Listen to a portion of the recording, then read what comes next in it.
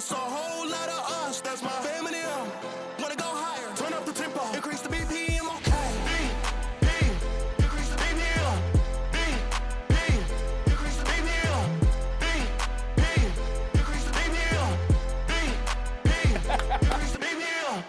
What's up, guys? Chris Morgan, University of Louisville, FCA. Welcome to The Huddle, where we ask former athletes, coaches, to come in to our huddle, to our space, and to share their stories, but also to catch us up on what God has done, what God is doing, and what God will continue to do. I am really excited about having this guy here today. Bilal Powell, my man. It's nice to have you here. Thank you for having me. Thank you. Well, there's so many places that I want to go, but first of all, man, it's been a joy to watch you grow into the man that God has called you to be. Still hearing great things about you, even to this day. So, man, I'm really excited about today. Married to Jessie Powell. Now, how many years? How many years? Oh man, put me on the spot. 13 now. January will be 14 years. 14 years in Yeah, January. yeah. Okay. 2 children. 2 children. Now, what sports are y'all in now? Everything. Every- We're in every sport, and it's taking up all of our weekends, all of our weekdays. But it's a joy. It's just to watch the kids express themselves, come into their own. I never pushed it on my son, and to finally watch him come into his own as an athlete is amazing. It's a blessing for real. So you, Lakeland, Florida, all-state football player there at Lake Gibson High School. Played at University of Louisville, 2007 to 2010. Senior year, all Big East, All-American. Still hold the single-season rushing record, right? I think Lamar broke it. Did he break it? I want to say Lamar broke it. Well, Broke that yours was 1,405 yards, Yep. right? Yeah, that was some fun. Drafted 4th round, New York Jets. Played your whole career with one team, and still one of the top rushers, top 10 anyway, right? Yeah, top rushers 10. in Jets history. Yep. That's awesome to see that longevity with one team. That's almost unheard of now. But I would love for you to take us back, though. Take us back to Lakeland. What was that like growing up in Lakeland? I mean, because there's a lot of people that have come through Lakeland. If I remember right, I think Tracy McGrady. Yeah. Tracy McGrady's from Lakeland. Desmond Clark, Ray Lewis, Pouncey Brothers. Pouncey's. Good, Freddie that's Mitchell. good company. Freddie Mitchell was there. Oh, yeah. Lakeland is a small competitive city, and I didn't grow up on the good side of the city. And growing up in poverty, it's all about take. Whether that means the competition of a position and all that poverty creates is jealousy and envy. So you growing up in a real tough environment. So you had to be tough. And, I had to learn to be tough without a father. And, for me, I didn't know what that looked like because I didn't have a good role model. And most of my role models came from being drug dealers. And so I admired that because that was one of the things that stood out in our community outside of sports. So if you wasn't in sports, you was doing things in the street around the neighborhood, and it was kind of a hard decision that I had to make. And walking around, I wasn't the biggest guy, but I think I always had the biggest heart when it came to it. And no matter my environment that I was in, I always felt like I didn't belong in that environment. Like I always had that dream of being a professional football player. And I realized that as I got older, that my actions were not aligning with my dream. And I slowly saw my dream get further and further apart because I was going down a very destructive path in my life. Now, when you said choices, you said you had a choice of either professional athlete, you start dreaming of that, or a life of drugs. And fighting and violence. Gang violence. What age are we talking about? Oh, man, we're talking about 13. Yeah, wow. When I first burglarized the house, broke into a house. I was 13, and I don't want to put anyone else on blast, but the oldest one that was with me was 15. He was 15 at the time, and I was 13. And from there, when you get away with little things, the little things start to become bigger, and you start to want to grow this ego when you're walking around. And my neighborhood was really the jungle, and when you mix different animals, somebody has to go. Wow. So, I think I went like full force into, gang activity. And by the age of 16, I almost lost my life, June 20th, 2005. I remember you telling that story. Let us in on that a little bit if you don't. It was a city thing back home, but more so. And, certain cities did not like us. And, we didn't like other cities. And that wasn't even including the things that were going on in the city. And, it was just one of them things where if you play with fire, you'll get burned. And that was, an experience for me. My mom always talked about it. And, being a young man that without a father that's trying to really find his way and maneuver his way through this life without a dad, and a mom who was working and really didn't have time to pour into her teenage son, it was easy for me to really jump into my neighborhood, the activities that were going on. And I just felt myself going down this spiral path of destruction. And I was obsessed with people fearing me, respecting me. And in order to have respect and people fear you, you have to do certain things. And it almost cost me my life, Wow, man. And you say growing up without a father, sometimes, you start to kind of think and wonder, you don't really know what you don't have until you don't have it. Mm. And so at what part did you start to I'm missing out on something, because it had been a norm. At what age did you kind of start thinking, okay, other people may have this that I don't, or was everybody at this point where you were involved with didn't have that? It was a lot of us that didn't have fathers. Incarceration, dead, on drugs. My father was on drugs. And when I say without a father, I mean he was in the house, but he wasn't a father. He was dealing with a drug addiction. And, for me, I think I started to realize what fatherhood looked like when there was a family that took me in my senior year. And, my coach, he was my running back coach, and he had a son that was a year under me, and it all just made sense. It was a Christian family, a family that was known to take in troubled youth. And, here they are opening their house up to a stranger, a kid that, from the coaching staff and from people around the city, they've heard nothing but bad things about. They heard nothing but bad things about. And, it's one of them things where I look back on my life like, man, they really opened their home up to a stranger. But when I started to see him and their relationship and how he maneuvered, and it kind of slowly started to open my eyes and the responsibilities that they were giving this young man. And I realized that it had nothing to do with age about becoming a man or being a dad. It has everything to do with taking on responsibility. Mm-hmm. And when you're talking about adding another human being, that's a big responsibility. Yeah. And a lot of people aren't ready for that. Mm-hmm. And I realized that, and, fast forward now, being a father to my kids, I realized that I don't want to give them everything I never had. I'd rather teach them the things that I never knew. Man, that's good. And I think I'm starting to see that in what they're doing in their sports and in what they're doing in the classroom. Yeah, man, that's so much there to unpack right on that. Just first of all, the love for the family that you said took you in, but then also the love of your mom. Mm-hmm. To see hey, this is the best for my son right now. That's and a lot of people didn't approve of that.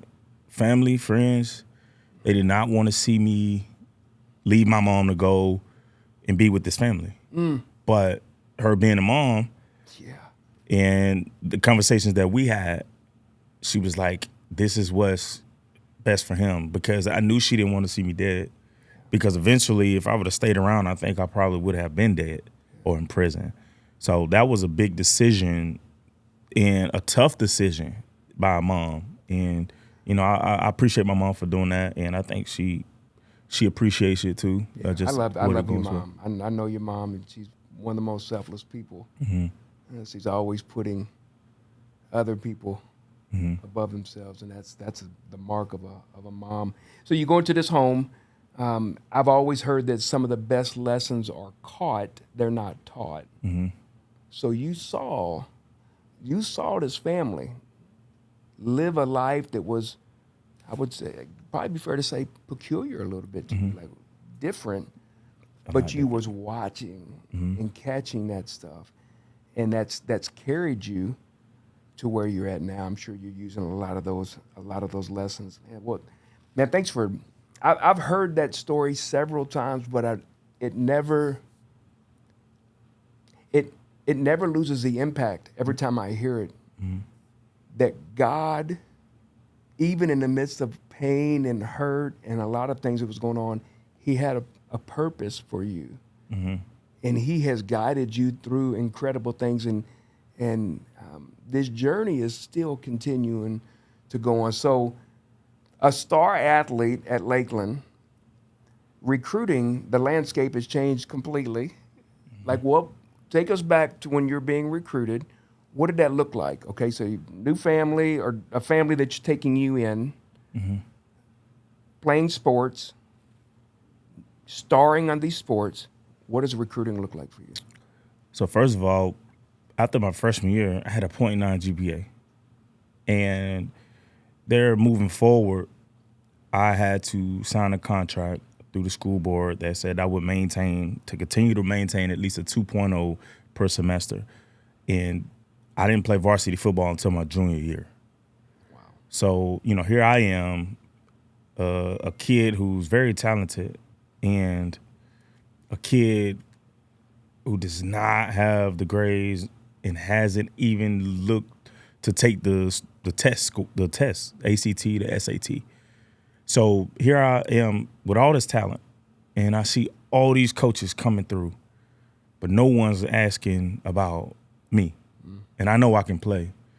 So when I really decided to pretty much head in a different direction in my life, and which I would say I think that was a tough decision to make, right? It's not a decision you make at 17 years old. I made that decision, and I really started to dive deep into my education, and so to speak. And I was so behind on my grades. I don't think a lot of people know this. I was so behind on like my credits from failing so many classes before that I was, in my senior year, I was taking 10 classes a semester. So I was doubling down and taking online classes. And I was also going to an adult school, which allows you to go back, get your credits from, you know, previous years. And so I was going to night classes from 6 to 9 p.m., going home, having to wake up at 5:30, 6 o'clock in the morning to catch the school bus.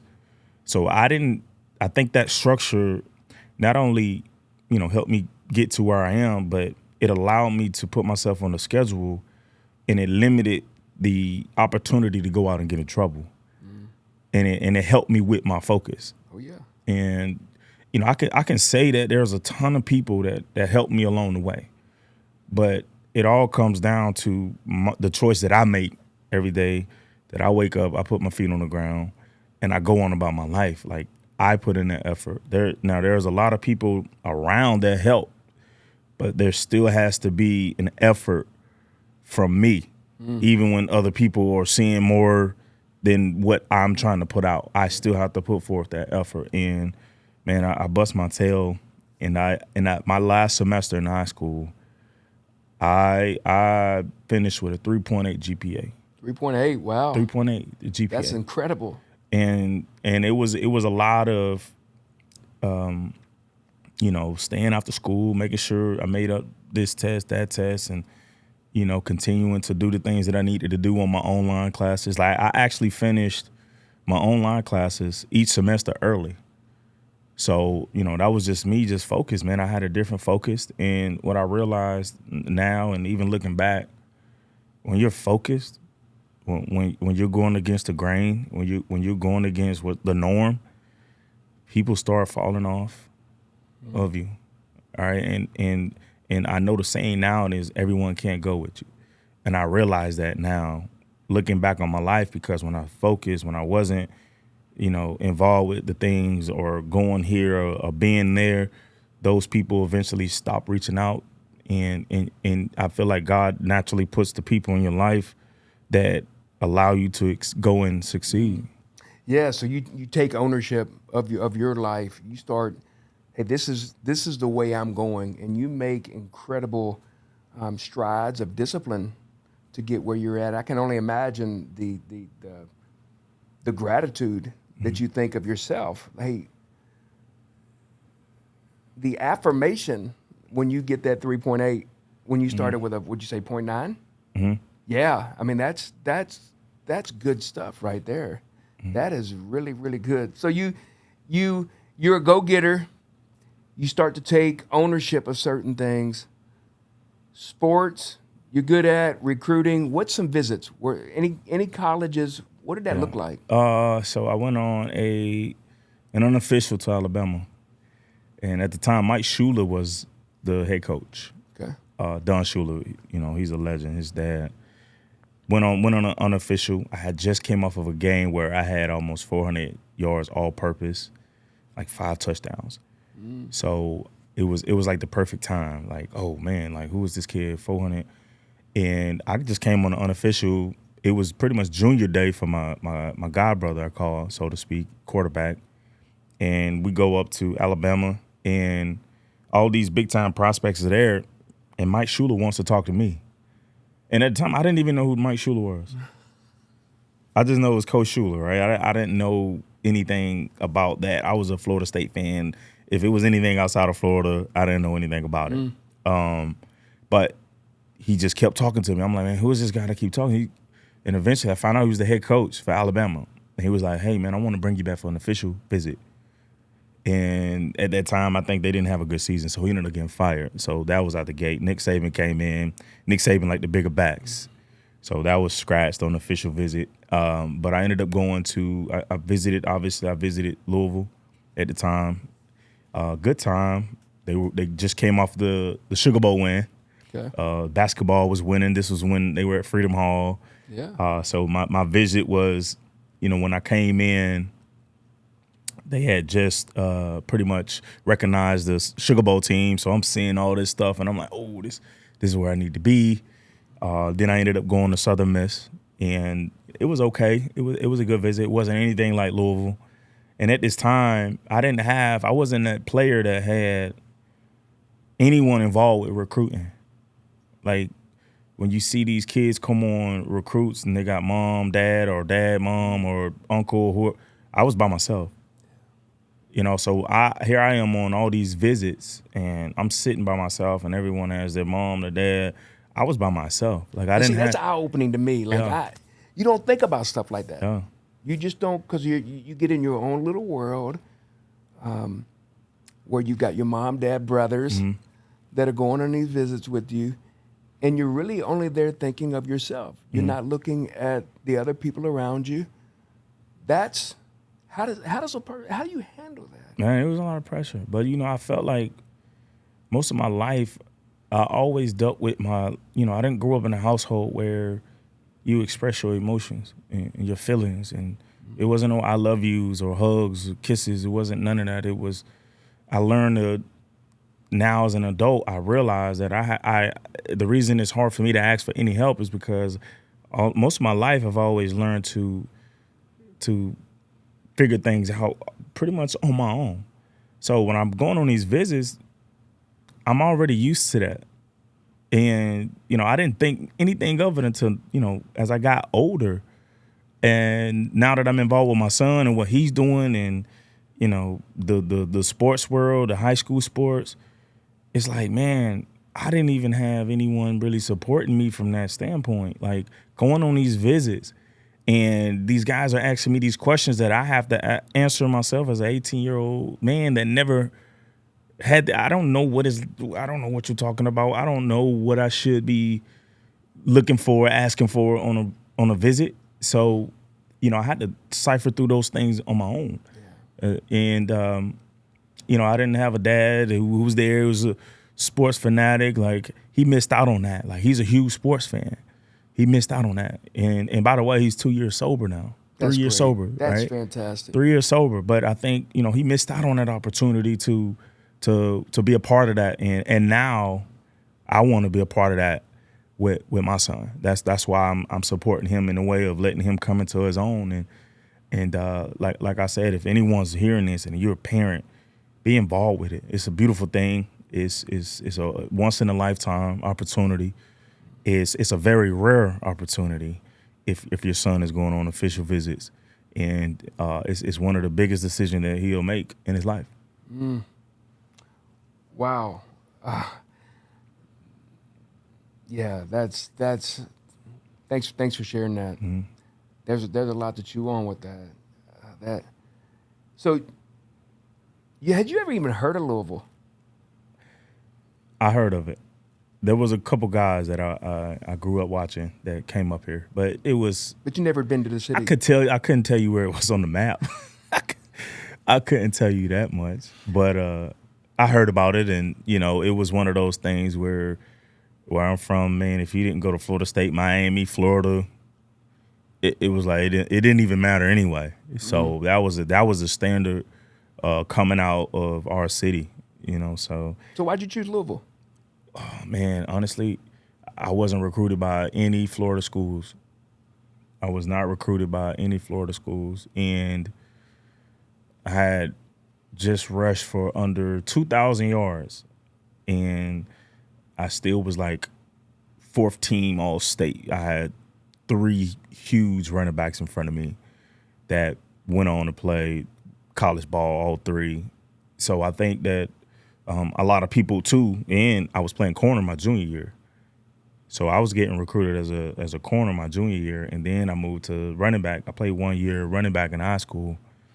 So I think it kind of like, hold on, what's going on? Or you're running back or you're DB. But yeah, I wasn't recruited by Florida schools. You come to Louisville, not knowing where it's on the map. No. Playing 1 year running back. You come to a new city. Yes. New coaches, new friends, new lifestyle, new bed. I remember that. I remember having to start all over. That's a hard adjustment in itself. How did you handle that transition coming here with everything being new, hours and hours and hours from your home?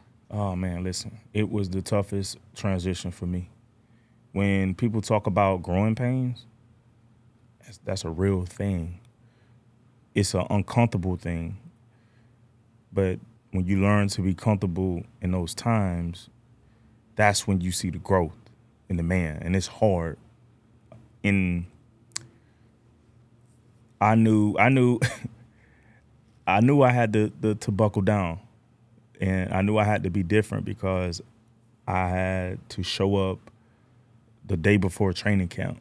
So all of these guys who are already in, they're already kind of like,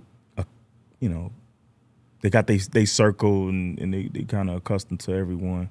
So here I am, a guy coming from a city where I'm not friendly. I'm not used to being friendly. So I was real quiet. I was very, very quiet.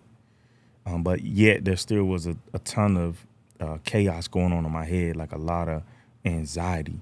Like I wasn't sleeping, and no one was really there to talk to me about that growth, because how can I listen to anyone in my family about it? All right, my uncle did. He tried because he went off to the military. Yeah. He went off to the military, and I was just like, man, no one can tell me how I'm feeling right now. No, I can't even tell myself. Like it was almost foreign to me. This adjustment, this growth, And deep down, I'm like, listen, if this is a part of becoming a man, then I don't want. I don't want it. I want to go back to what I'm comfortable with doing, and even coming from a winning program, there's still a demand when you get to a Division I school that just won a big, huge bowl game. There's still a demand.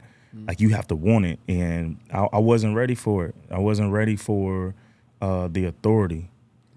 Here I am, a guy that I didn't have no man at the house yelling at me. You know what I mean? So now a guy screaming in my face, and he's not even asking me what's really going on, or me having to send money back home and not being up here without money, and you're gonna yell at me, and I'm trying to figure out who I am as a man, and yet you're not taking the time to like ask me what's going on, yet you want to yell at me. I didn't take it very well. Yeah. And that anger built up. Yeah, it built up. I mean, that's really where. Yeah, I think I was 1 year removed from doing what I used to do. Yeah. You know what I mean? So I'm still trying to grow through that. I'm still trying to navigate through suppressing emotions and feelings about doing certain things to people, and the way I react to people. A total different lifestyle. Where before, if you said something to me, I was ready to risk it all. Yeah. And now here I am trying to suppress these emotions and then go into a new like surrounding. You're talking about a bunch of emotions in my head, and trying to really swallow thoughts and no one to really talk to, because I didn't talk to anyone.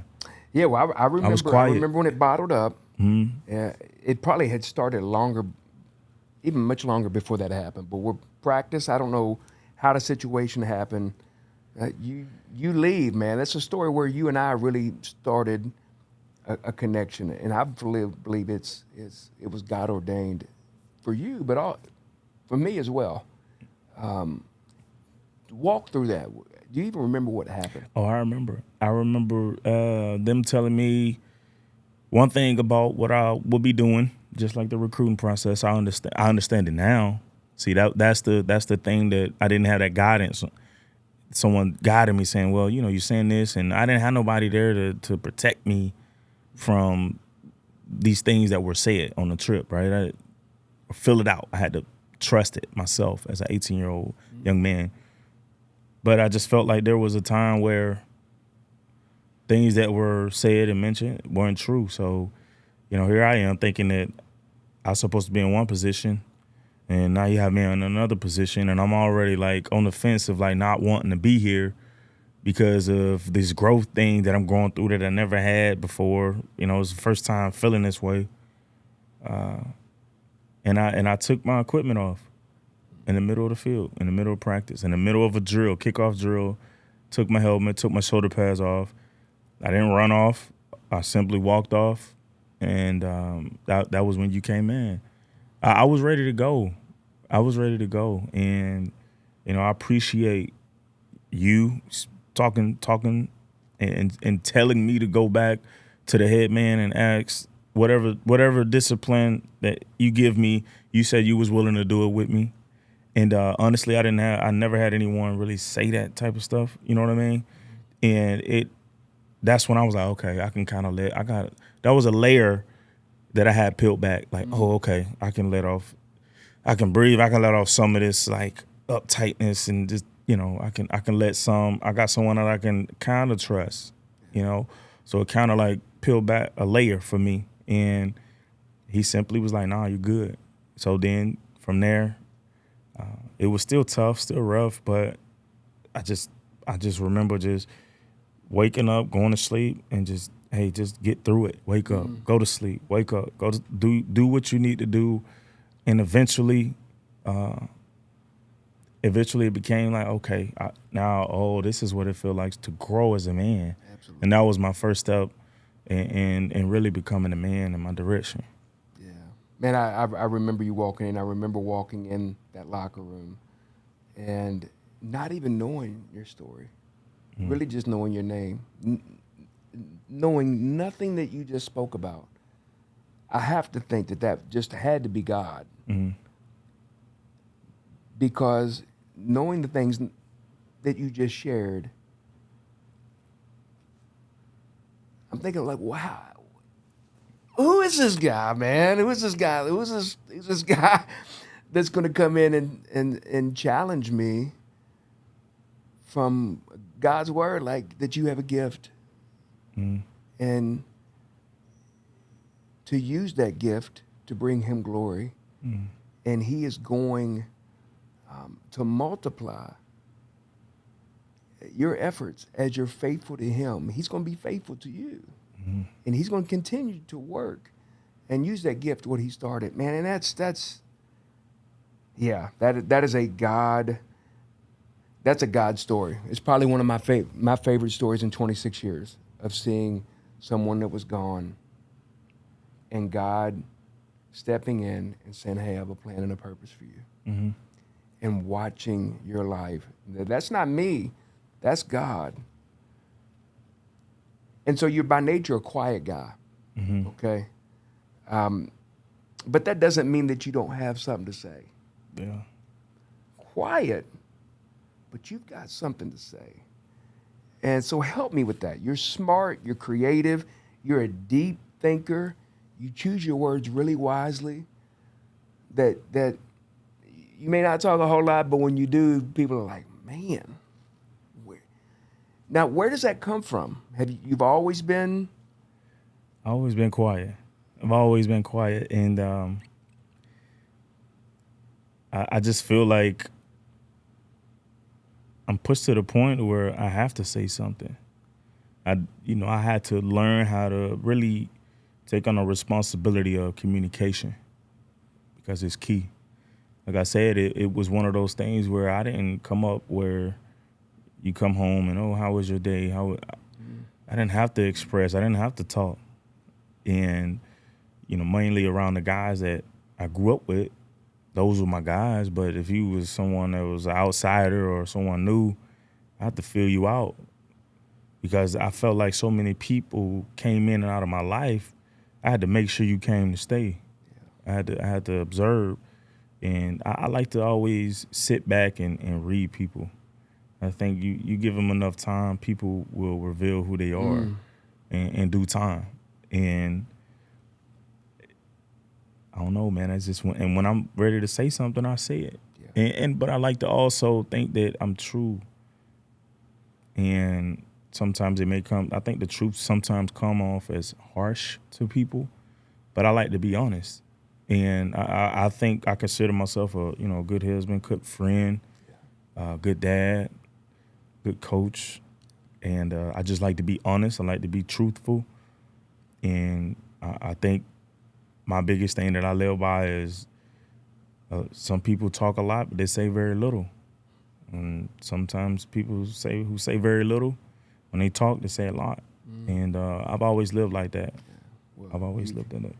You've spoke with your actions, and as you have become older and even more wise, it's a joy to watch some of the things and listen to some of the things that's coming out of your mouth and how you live your life. So you came back. Obviously, you came back. We had a new coach. You gelled with that staff. You gelled with that team. Great things happened. Great career. If there were a high and a low of Bilal Powell at the University of Louisville, what would you say from an athletic standpoint? What's the high and what's the low? The high was definitely getting to the point mentally to prepare myself like a professional, to take pride in the things that got you to the next level, the little things, taking pride in the little things that add up. And if you don't add those things up, then eventually one day they'll catch up. And I learned that, and just if I was a good teammate, that people would see how hard I was working for them and they would work hard for me. And I was a big guy as a running back, being hands-on with my O-linemen, making sure I was good with those dudes, and still have some relationships that I have with those guys, and it's been a good time. And it was just, honestly, I think my highest moment was when I truly, truly took my hands off of control, just did what I did, and let God do what he did. And I think it showed. And sometimes God's victory is a lot better than when you try to take it into your own hands. And I think my lowest time was when I was trying to control everything. And God didn't allow me to be successful. You know, that was 3 years of not being a starter, not really putting in the work to be a starter, going through the motions in every aspect of my life. And it showed. And that was a low point in my life right there in college as an athlete, student athlete. And it wasn't until that I really, really wanted him to just take control. I just control what I did, my attitude and effort. And I allow him to just do what he did, put the things in order, and he did. I've been blessed to be with you in those times and to rejoice when you were rejoicing and mourn when you're hurt when you're hurt, excited, and celebrate you when good is going. I think probably one of the greatest things that I've seen just from the outside, great career. I don't know if it was your sophomore or your junior year that you met Jesse. It was so we met my freshman year. Okay.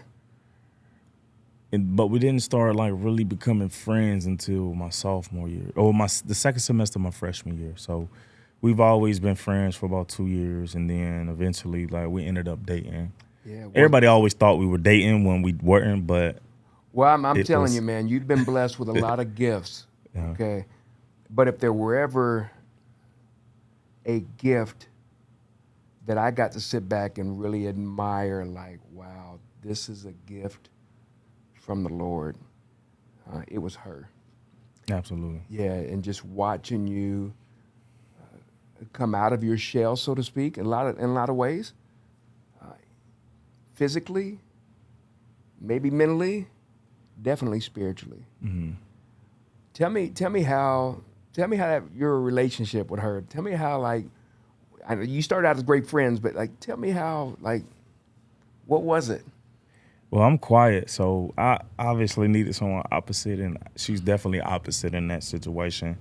She'll talk to anyone, and I'm more the observer first. But man, I think when you talk about someone that's selfless, it don't matter what it is. I think that's her. And you talking about before the fame, before the college superstar, you're talking about two young adults who were trying to come into their own. I mean, she was working 2-3 jobs in college. And to see her hustle, you're talking about, I'm a go-getter. She's a go-getter. She goes and get it. And she understands that she comes and add value to whatever she does. That's why I love her. Yeah. She adds value. She wasn't a distraction like some of what these guys were going through in college. She wasn't a distraction. Like a coach would never have to worry about a woman like Jessie. You would want your players with a woman like that because she added value. She wasn't a distraction. She understood the mission was, hey, Bilal's is a college student athlete. I'm going to support him. I'm going to support him. Hey, is that mean, I'll come pick you up, bring you food, whatever it is. She did that. And she never left the state of Kentucky. So here you have two kids trying to come into this adulthood and trying to figure out who we are as adults. We get put in one of the biggest cities in the country, in the world. Yes. I should say in the world. And we became adults. We always say that's where we became adults. And she sacrificed so much. And never once did she complain. Never once. She gave up her dreams to dive into mine. And that was for me, looking back on it, is like, man, again, there was no distraction. It was all, hey, go do what you do. You know, I know you're doing what you do to take care of the family. And you're talking about a lady who was a stay-at-home mom, away from her family, kid 24/7, away from home, no friends. And, you know, she did all that for me. And it's not because she had to. Yeah. Because she wanted to. That's right. And you have to be like, wow, she was very selfless. And like, as a friend, sometimes I think she's too selfless. And you know, she has her heart is pure, her motives are always pure, but she will speak her mind too. Hey, don't hey, listen. Yes. I think anyone that knows her, she will speak her mind. And I love that about her. She's going to speak her mind. She don't care who it is. She will speak her mind. And you know, sometimes I have to be like, hey, sometimes you have to let some things go. You know, silence is an answer as well. But man, I think she's one of the best humans ever. And from a spouse to a mom to a friend, it's just the way she just indulged in me. Like, she knows football. Like, she loved me so much. She took the time to know football, and a lot of women don't do that. A lot of women that are married to football players don't know football. They don't understand. She took the time to understand the running back market, because she wanted to be in an argument to say that my husband and had the stats to back it and understand. And she just, you know, that just shows who she is as a person. Yeah, that's so good how you said that, how you both complement one another. You have incredible gifts to become a professional athlete, because very few make that as their craft and their trade and profession. So but you also have to be very gifted to be a wife of a professional athlete. And she not only just did that, she willingly did that. And the Bible says a wife of noble character is her husband's crown. So you just seeing how you brag and how you admire her, that's what people catch. They see that. You don't even have to say that. Just how you lift up Jesse in the way that God allows us and wants us to lift up our wives is a beautiful thing, man. So I want to make a little transition, just with, you have got to see a lot of athletes, whether it's professional, college, little league, high school, whatever it may be, that say they're believers, say they're Christians, they score a touchdown and point to the sky, or they kneel, or they do something. To be a Christian athlete means what? To be a Christian athlete, it means doing the things behind closed doors, the right things. And it's not about on Sundays pointing in the sky, Saturdays pointing in the sky. It's not about the Bible studies. It's not about attending church. It's not about standing in front of those things. They're gonna force you to be a Christian. But the real Christian, they're doing the things when no one's looking. They're doing the things necessary to enhance the kingdom. And obviously we all fall short of those things. But I think having a pure heart toward God would allow you to do those things, make it a lot easier for you to do those things. And I always say, if you are who you surround yourself with. And I think if you're living outside of His will, I think you find yourself hanging with the wrong people. And I've learned that in my life. And like I said, I'm not gonna sit up here and pretend that I'm perfect, but I just know when I find myself living in the will of God, I have the right people around me. And when I'm not, I have the wrong people around me. And, I have to be honest with myself and to know that what was the meaning of being a Christian? Doesn't mean that I'm perfect. Nah, it means that every day I need Jesus. every single day of my life. So when was that? When was that point? Take us to that point where you felt like I truly I understood my need for Jesus to be Lord and Savior of my life. I was 17 when I realized that, and I think that was one of the reasons why I left my old lifestyle behind. But along the way, the devil works. He distracts. He's trying to be destructive, and being a Christian is not just going to church on Sundays. You have to be ready to spiritually fight every day of your life. That's right. And as soon as you let your guard down, you kind of slowly see yourself getting into a pattern of destruction. And it was a big transition for me, being in New York City, being a professional athlete, having money. Like my wife and I, we were young, we were trying to figure it out. So if you don't really feed yourself, man, you really step into an invisible warfare. And you, at some point in time, man, if you don't fall to your knees and you don't beg God to come back, you find yourself slowly losing that light. And I thank God so much that I have a God-fearing woman in my life.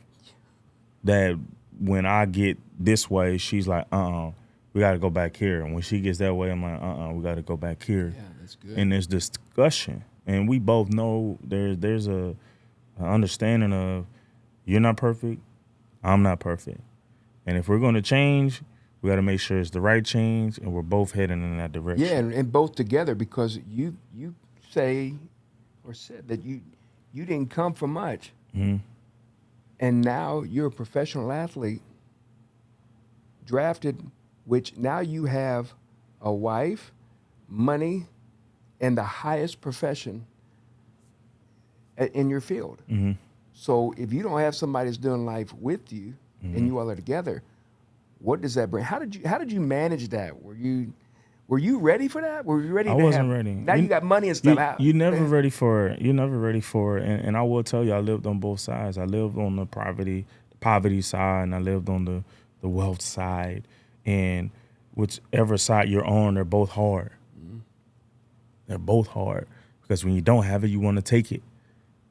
All right, and then when you have it, you have to sometimes remind yourself that God's still in control. Because see, when you get the money, it's almost like, do I really need God now? And you can kind of slowly get away from him, because you're able to go out and get what you want. And now it turns, instead of needs, it's the wants.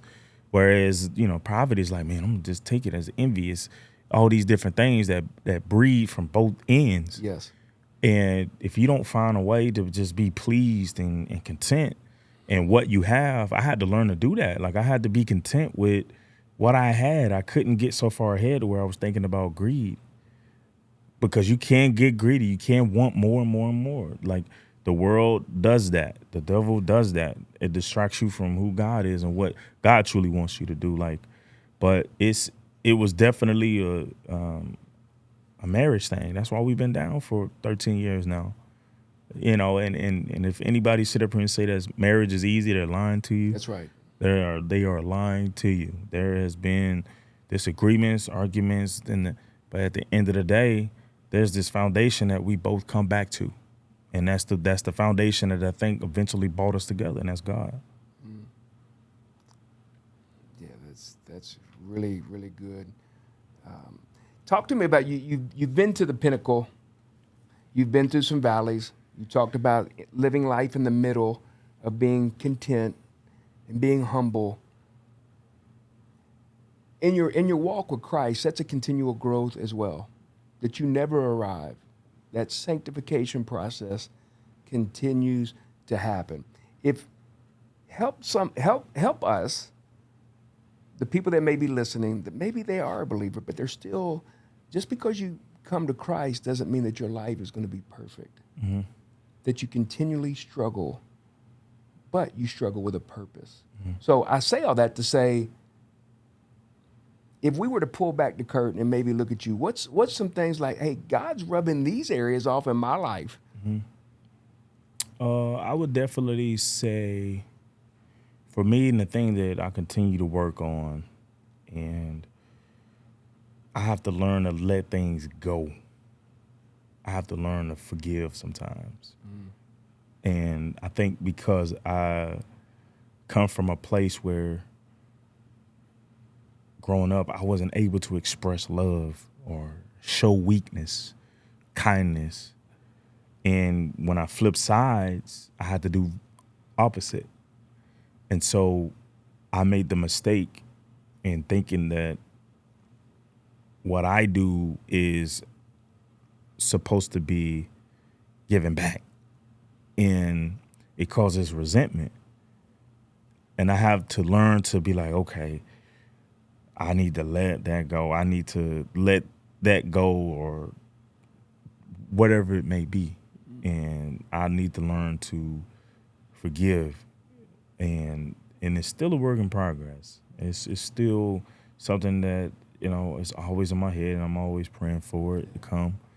But it's funny how God works. I think when you ask for the forgiveness and you want to, the people that you resent, He puts you around them to give you the opportunity to do it.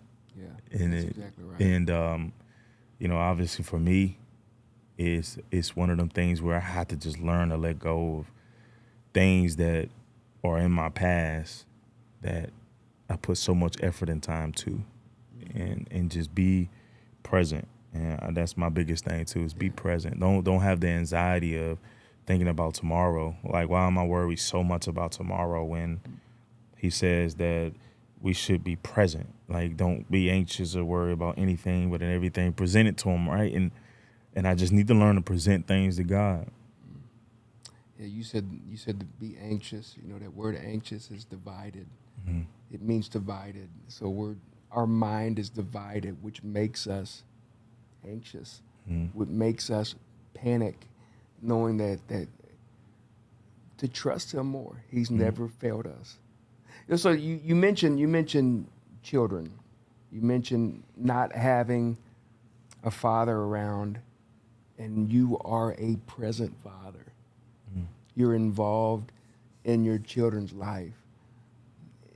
You said you grew up not being emotional and not hearing those words. Does that make it harder for you to share to yours, or does it make it like, it's funny? I don't want to miss this. No, it's funny because my kids always say, I get too deep sometimes. I get really deep. And I get deep on purpose, man, with my kids.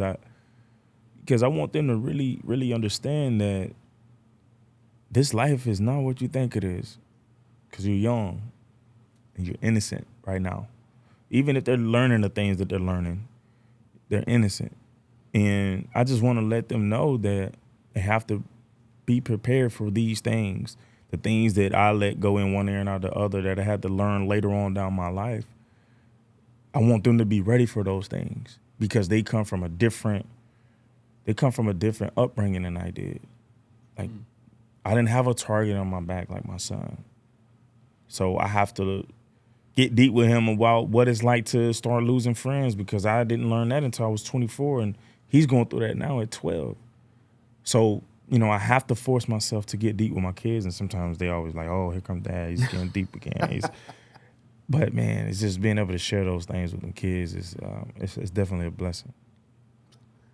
So catch us up now. What are you doing now? I see you got the green hat on with the yellow X. Coaching. What else you got? What's going on in your world? Right now I have my podcast I'm co-host with Rami Levy, Jets-based podcast. It's slow right now, off season, so we go once a week. But when season starts back, we're twice a week. I do a little radio with Jerry Eves, Sport Talk 790 on Tuesdays. When football season starts back up, I'll be back on there.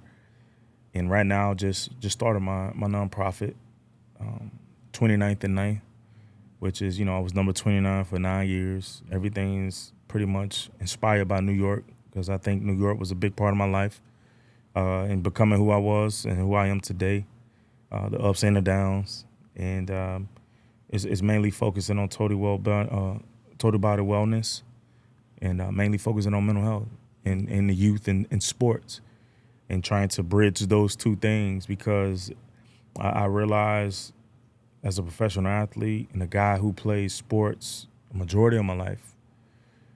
I focused so much on the physical, but I kind of like pushed back on the mental. And, in 2022, I was actually diagnosed with, severe depression and generalized anxiety and PTSD. And so I was in a dark place that a lot of people didn't know about. And, I guess because I smiled, they thought everything was okay, or that I showed up, everything was okay, and it wasn't. And it was one day in the summer where, I attempted suicide. And my son called me, actually. And he saved my life when he called me. And he never calls me. He always texts. He called me like 1:35 p.m. And I was ready to, end my life. And his phone call came through, and my phone was hooked up to my car. Wow. And it made me nervous. And I was like, oh. And I was the happiest I've ever been to see my son calling me in my life. And it was just a hello, and mom asked if you want to go to lunch. And it was more than a hello. It was, yeah. And I called Tears and finally reached out for help. A lot of people don't know, reached out for help. And that's the number one thing that I think a lot of people shy away from, is reaching out for help. And it's okay to reach out for help. And as I reached out, it's okay not to be okay. It's okay not to be okay. It's if you need it. And like I said, I was tired of being that lion. No one ever asked a lion how he's doing in the jungle, and it was catching up with me. And I finally got help. And what I realized is when I started to talk to people, to professionals, I realized a lot of the things I was dealing with was from my childhood that I never learned to deal with. So when football was away from me, I struggled with my coping. And that's why I was like, you know what, when I'm on this path to head in this direction, I founded my nonprofit. And I was very intentional with who I want involved with it. And I want to be able to put that message out for people that mental health does not discriminate. Mental health is real. And I'm here to talk about it, be about it, and really change lives in the youth and in the community. Wow. That's a good stuff, man. That's, you talk about sports. Sports, I love sports. Sports make a great game, but they make a terrible God. Mm-hmm. That Yes. there is so much more to Bilal Powell, as we've heard today, than a professional athlete or a football player. There's so much more. And young people, any person can find their identity in some other things other than one that they created them. It's not what we do, it's who we are. And so as we close, last thing, if you had to go back to your 13-year-old self, knowing what you know now, what would you say to your 13-year-old self? Oh, man. There's more to life. And successful is hard, and failure is hard, and you just have to choose your heart. And don't take the easy way out. I think that's the bottom line is so many people want to cut corners and they want to take the easy way out. And to just be patient and get focused and really reach out for help. Talk, speak, talk to someone. I think that was a big part of mine. Just not talking, not speaking.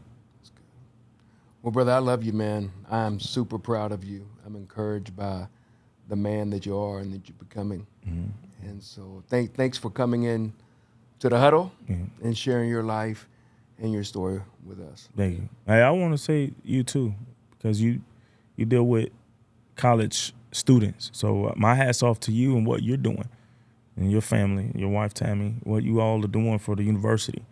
I that's very hard to do and be consistent with doing it.